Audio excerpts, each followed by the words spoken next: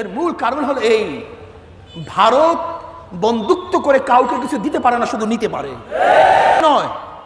আজকে তিস্তা নদীর ন্যায্য হিস্সা পাওয়ার জন্য বারবার দাবি উঠছে, কিন্তু আজ পর্যন্ত ভারত সরকার আন্তর্জাতিক আইনকে লঙ্ঘন করে সে আমাদের ন্যায্য হিস্সা দেয় নাই। আমিও বাংলাদেশ সরকারকে বলতে চাই, ভারতের কাছে আর পানি চাওয়ার দরকার নেই, বর্তমান যুগে আর পানির কোনো দরকার নেই। এটা এক সময় ছিল যখন ভাটা জোয়ারের ভিত্তিতে এদেশের কৃষি নির্ভর ছিল, ভাটা জোয়ারের পানির ভিত্তিতে এদেশের কৃষি নির্ভর ছিল, তখন পানির এত প্রয়োজন ছিল। আজকে নলকূপের ভিত্তিতেই এদেশের কৃষি নির্ভরশীল, কাজে এখন ভারতের পানির দরকার নেই। বরং আমি সরকারকে বলবো, যেখান থেকে প্রবাহমান নদী আছে সেখানে বাঁধ দিয়ে দেন, যেন বাংলাদেশের বুকের উপর থেকে এক ফোঁটা পানি ভারত থেকে বাহিরে না আসে। তাহলে দেখবেন কত ধানে কত চাউল বাঁধ দিয়ে দেন। ওদের পানির প্রয়োজন নাই।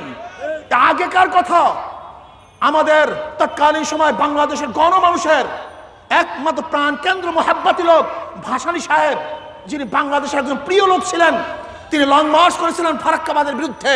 তৎকালীন সময় যখন এদেশের কৃষি নির্ভর ছিল একমাত্র নদীর পানির উপরে, এখন আর নদীর পানির উপরে এদেশের মানুষ কৃষি নির্ভর করে না।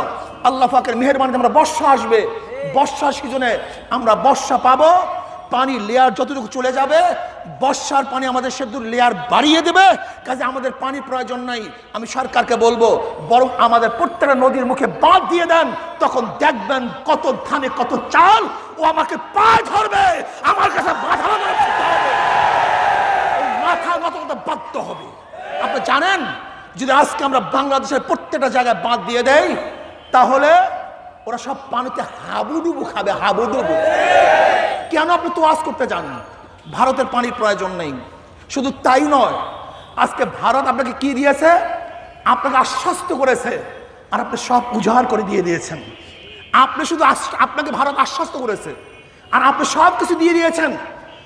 আজকে পাকিস্তানের সাথে ভারতের সবচেয়ে শত্রুতাপূর্ণ সম্পর্ক গোটা দুনিয়ার মধ্যে। পাকিস্তানের সাথে ভারতের সবচেয়ে শত্রুতাপূর্ণ সম্পর্ক, অথচ পাকিস্তানিরা ভারতের বর্ডারে অনুপ্রবেশকারী ভারতীয়দেরকে হত্যা করে, কিন্তু ভারত গুলি করে তাদেরকে হত্যা করতে সাহস পায় না, হত্যা করতে যায় না। অথচ বন্ধু রাষ্ট্র ভারত যেই সমস্ত দালালরা বলে ভারত আমাদের বন্ধু, আমি দালালকে বলতে চাই, দালালের গোষ্ঠী, ও দালালের গোষ্ঠী, চাটুকারের গোষ্ঠী, গোলামের গোষ্ঠী, সব শুনে রাখো, গোলামের গোষ্ঠী। যে পাকিস্তান ভারতের সবচেয়ে বড় শত্রু, সেখানে পাকিস্তানিরা বর্ডারে ভারতীয়দেরকে হত্যা করে, কিন্তু আঙ্গুল তুলতে সাহস পায় না। অথচ আমার বন্ধু রাষ্ট্র ভারত আমাদের বন্ধু রাষ্ট্র, আর আমার বাংলাদেশের মানুষকে কাঁটা তারের উপরে গুলি মেরে বাদরের মতো ঝুলিয়ে রাখবে, সহ্য করা যায় না, সহ্য হয় না। আর আমাদের বাংলাদেশের দালালরা কি বলে? গরু চুরি করার জন্য গেছে, এর জন্য তাদেরকে গুলি করছে। গরু চুরি করলে গুলির কোনো আইন আছে? তুই তো আমার বন্ধু, আমার পেয়ারা, আমার ভালোবাসার, তুমি সবচেয়ে বড় করুণার পাত্র। যদি আমার বন্ধুই হয়ে থাকো, আমার গরিব, আমার দুঃখী, আমার মেহনত মানুষ, সেখানে গরু চুরি করতে যাবে কেন?